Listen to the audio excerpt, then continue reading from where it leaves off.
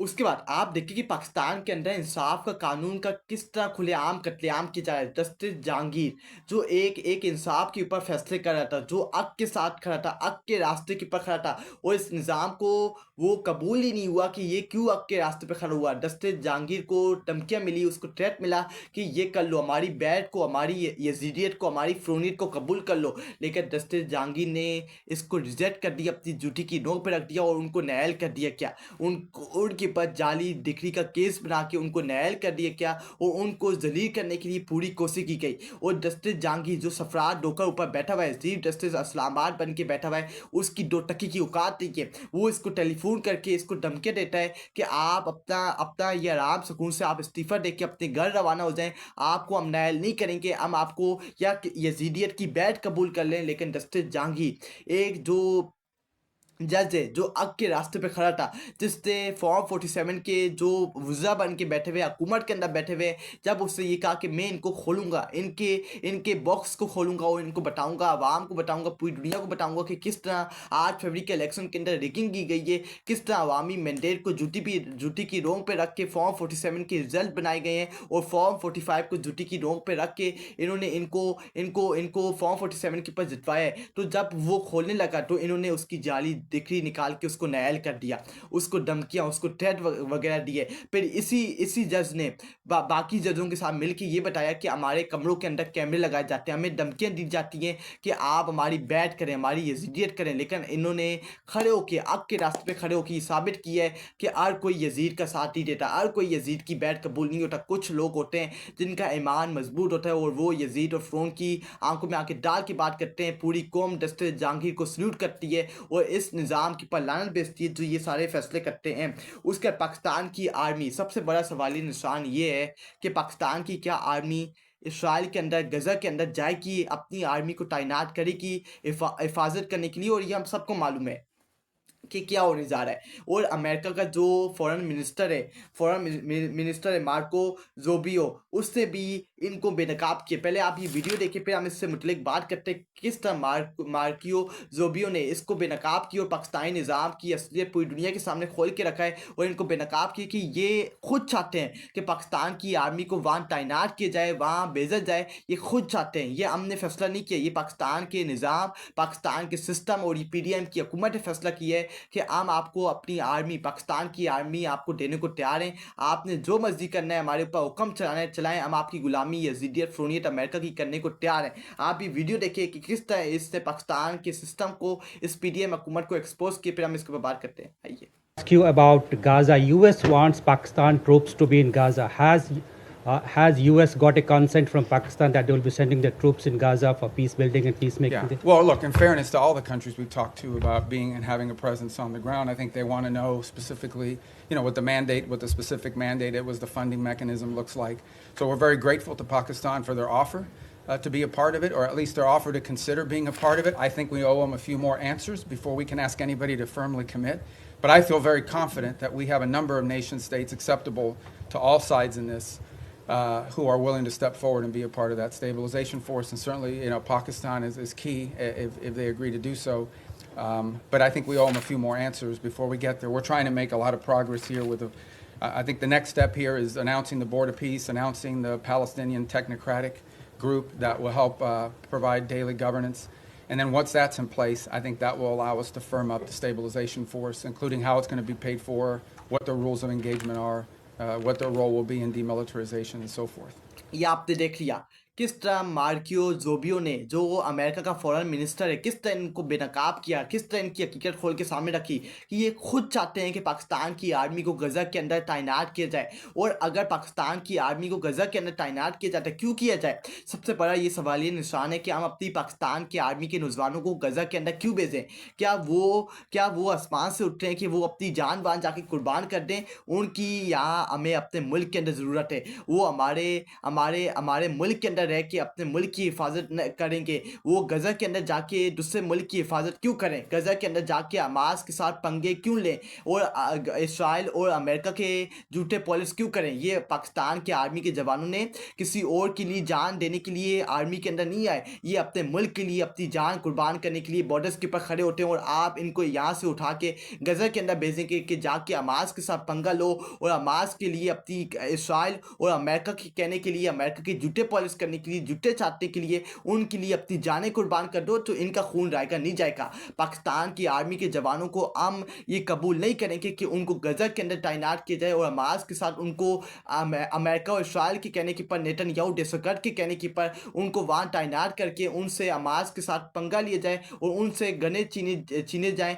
जिसके अंदर पाकिस्तान की आर्मी और हमास के बीच में टकरार होगी और फिर पाकिस्तान के आर्मी के जवानों का खून बहाया जाएगा और फिर ये बोलेंगे कि इन्होंने शहादत इन्होंने कबूल किया और ये शहीद होना बड़ी एजाज़ की बात है, लेकिन हम इसको कबूल नहीं करते, हम इसकी ज़िद्दी मजम्मत करते हैं और हम इसराइल को ऐसा स्टेट, ऐसा रियासत नहीं मानेंगे और अगर इन्होंने ऐसे ही हरकत की तो पूरा पाकिस्तान बंद हो जाएगा और इनको हम बताएंगे कि इनकी असल औकात, इनकी असल वैल्यू क्या है, क्योंकि ये पाकिस्तान को मुकम्मल तौर पर तबाह और बर्बाद करना चाहते हैं और पाकिस्तान के ऊपर कब्जा करना चाहते हैं। उसके बाद जो पीडीएम हुकूमत का जो बाप है डोनाल्ड ट्रंप, उसकी जो मकबूलियत है वो दिन ब दिन उसके अंदर कमी आती जा रही है, उसके अंदर बड़ी सुराग के अंदर कमी आती जा रही है। मैं आपको बताता हूँ कि डोनाल्ड ट्रंप की जो फॉल इन पीपल आइज, जो उनकी मकबूलियत है वो लोगों की आंखों के अंदर कमी आती जा रही है। 57% पीपल ने अमेरिका के सदर डोनाल्ड ट्रंप से नहीं खुश। क्यों नहीं खुश? क्योंकि जो ट्रंप की इकोनॉमी पॉलिसी से उससे 57% अमेरिका के लोग नहीं खुश। जो डोनाल्ड ट्रंप इकोनॉमिक की पॉलिसी बनाने जा रहे हैं अमेरिका के अंदर, उससे अवाम ने उसको अपनी जूती की नोक पे रख दिया, अवाम ने उसको रिजेक्ट कर दिया है और अवाम उसको मानने को कबूल नहीं है। अवाम कहती है कि हम इसको नहीं मानेंगे, हम इसको कबूल नहीं करेंगे। जो डोनाल्ड ट्रंप की इकोनॉमी पॉलिसी वो बनाता जा रहा है उसको हम कबूल करने को तैयार नहीं हो। ये अमेरिका अब खड़ा हो गया है और दिन ब दिन डोनाल्ड ट्रंप की जो मकबूलियत है उसके अंदर कमी आती जा रही है। उसका इमरान अहमद खान न्याजी एब्सोल्युटली नॉट, बस से पीडीएम सिस्टम, क्या पाकिस्तानी निज़ाम और ये पीडीएम की फॉर्म 47 की हुकूमत क्या अमेरिका को, नेतन्याहू डेसोगट इसराइल को एब्सोल्युटली नॉट कह पाएगा? इमरान अहमद खान न्याजी की तरह तो मेरा जवाब है नहीं, नहीं कह पाएगी, क्योंकि इनकी असल औकात, इनकी इतनी हिम्मत नहीं है कि ये जाके अमेरिका को या डोनाल्ड ट्रंप को या इसराइल या नेतन्याहू को एब्सोल्युटली नॉट कह के आ जाए इमरान अहमद खान न्याजी की तरह, जिस तरह इमरान खान ने अपने मुल्क का मुकदमा लड़ा था और इनकी आंखों में आंखें डाल के कहा था कि हम एब्सोल्युटली नॉट, आपको हम अपने मुल्क के अंदर अड्डे नहीं देंगे, हम अपने लोगों को मरने नहीं देंगे, उनका खून बहाने नहीं देंगे, क्योंकि इनका खून कोई आसमान से टपकता नहीं है, कोई ये फ्री का इनका खून नहीं है जो हम आपके हवाले कर देंगे और आपको अड्डे हवाले करके अपने मासूम लोगों का खून पाएंगे।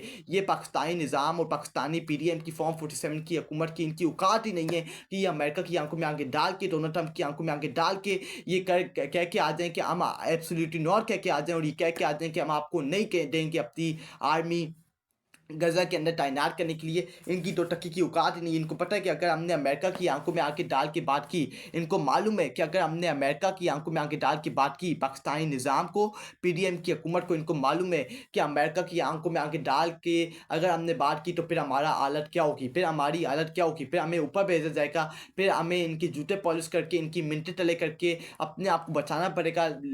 उसके बावजूद हमें बचने की कई जगह नहीं मिलेगी, हमें मुंह दिखाने की कई जगह नहीं मिलेगी अगर हमने अमेरिका को एब्सोल्युटली नॉट कह दिया। वो सिर्फ एक ही लीडर जो पाकिस्तान का मुस्लिम उम्मा का लीडर है, सिर्फ वो ही अमेरिका की आंखों में आगे डाल के बात कर सकता है और उनको एब्सोल्युटली नॉट कह सकता है और उनको बता सकता है कि इनकी असल औकात, इनकी असल वैल्यू क्या है। वो है इमरान अहमद खान न्याजी, जो पाकिस्तान का लीडर है, जो मुस्लिम उम्मा का लीडर है। उसका सिद्दीक जान ने सोहेल अफरीदी से मुतल्लिक बात की है कि वो प्रोटेस्ट पीटीआई लीडर्स को सैक करने की उन्होंने महमूद खान अचरजई और अल्लामा राजा नासिर अब्बास के सामने ये फैसला रखा है। सोहेल अफरीदी ने ये फैसला किया है कि जो भी महमूद खान अचरजई और अल्लामा राजा नासिर अब्बास जो भी फैसला करेंगे, हमने उसके पर अमल दरामद करना है। जो भी ये मजम्मत चाहते हैं या जो भी प्रोटेस्ट करना चाहते हैं या बातचीत करना चाहते हैं, जो भी ये फैसला करेंगे, पीटीआई और पीटीआई की लीडरशिप, पीटीआई के एमएलए एमपीएस उनके पीछे खड़े होंगे, उनको सल्यूट मारेंगे, अपनी जानें कुर्बान कर देंगे और जो पीटीआई का लीडरशिप ये फैसला नहीं मानेगा वन ऑन वन, उसको पीटीआई से पाकिस्तान तहरीक इंसाफ से लाते मार के, मुक्के मार के, उसको लाते मार के पाकिस्तान तहरीक इंसाफ से बाहर निकाल दिया जाएगा, उनको सैक कर दिया जाएगा। ये सोहेल अफरीदी ने खुलेआम महमूद खान अचरजई और अल्लामा राजा नासिर अब्बास को पैगाम पहुंचा दिए। सिद्दीक जान के मुताबिक जो पाकिस्तान के एक नौजवान साफ़ी हैं, उसका बांग्लादेश के अंदर जो उस्मान आदि जो एक यंगस्टर है, वो उसको उसको कत्ल कर दिया गया, उसको मार दिया गया। क्यों कत्ल कर दिया गया? क्योंकि वही बन रहा है उस्मान आदि जो बांग्लादेश के अंदर इनकलाब लाया, जिससे नौजवानों को सड़कों पे निकाला, नौजवानों को लीड किया। और हसीना वाजिद जो करप्ट है, जो इंडिया के अंदर छुप के बैठी हुई है, उसकी हुकूमत का तख्ता उलटा और इलेक्शन से पहले बांग्लादेश के अंदर उस्मान आदि को कत्ल कर दिया गया। उसका पाकिस्तान के एक एक्टर हैं बिलाल कुरैशी, वो इमरान खान से मुतलिक ये बात करते हैं कि इमरान खान इतना ईमानदार लीडर है, इमरान खान इतना पाकिस्तान से मोहब्बत करने वाला लीडर है कि आप उठा के देख लो कि जो भी पाकिस्तान का लीडर है, कभी दुनिया में किसी लीडर ने लीडर बनने से पहले, हुकूमत में आने से पहले कभी कोई हॉस्पिटल बनाया है, कोई यूनिवर्सिटी बनाई है, अपनी आवाम के लिए, अपने मुल्क के लिए, अपने वतन के लिए कुछ किया है? नहीं किया। इमरान अहमद खान रियाजी वो ईमानदार लीडर है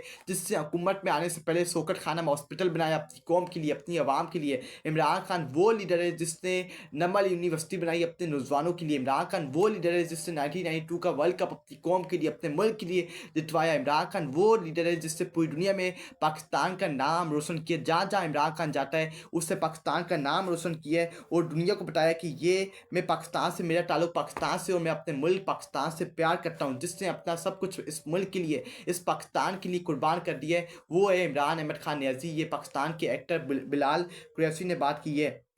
उसके बाद आखिरी में अनीफ रहमान ने बात की कि about Bushra Bibi is also in मे एंड इमरान खान। ये पीटीआई का ये इन स्टेटमेंट का टाउट है। अनीफ रहमान कहता है कि बुस्रा बीबी भी 9 मई के अंदर मुलविस है इमरान अहमद खान नियाज़ी के साथ। अब आप देखिए कि इन्होंने आहिस्ता आहिस्ता कर करके बुस्रा बीबी को भी 9 मई के अंदर प्लस कर दिए। कल ये इमरान खान की बहनों को भी कहेंगे कि अलीमा खान, उज़मा खान, नूरीन खान नियाज़ी ये भी 9 मई के अंदर मुलविस है। ये इनकी असलुकात है, ये इनकी असल वैल्यू है कि अब ये इमरान खान के ख़ानदान तक पहुँच गए और उनको भी 9 मई के अंदर मुलविस कर दिए कि ये भी 9 मई के अंदर मुलविस है। इनको भी पकड़ा जाए, इनका भी घेरा तंग करके इनके पर भी केसेस बनाए जाएं और इनके पर भी जाली केसेस 9 मई के बना के इनको भी जेलों में डाला जाए और इनके पर भी जुल्म ज़बर किया जाए। ये इनके सलूकात है। ये इमरान खान और उसके ख़ानदान और पीटीआई के वर्कर का मुकाबला नहीं कर सकते। That it. अब तक ख्याल रखिएगा। बहुत जल्द आपसे दोबारा मुलाकात होगी। अपनी दुआ में याद रखिएगा। पाकिस्तान जिंदाबाद, पाक आर्मी जिंदाबाद, इमरान खान पाइंदाबाद। अल्लाह हाफिज़।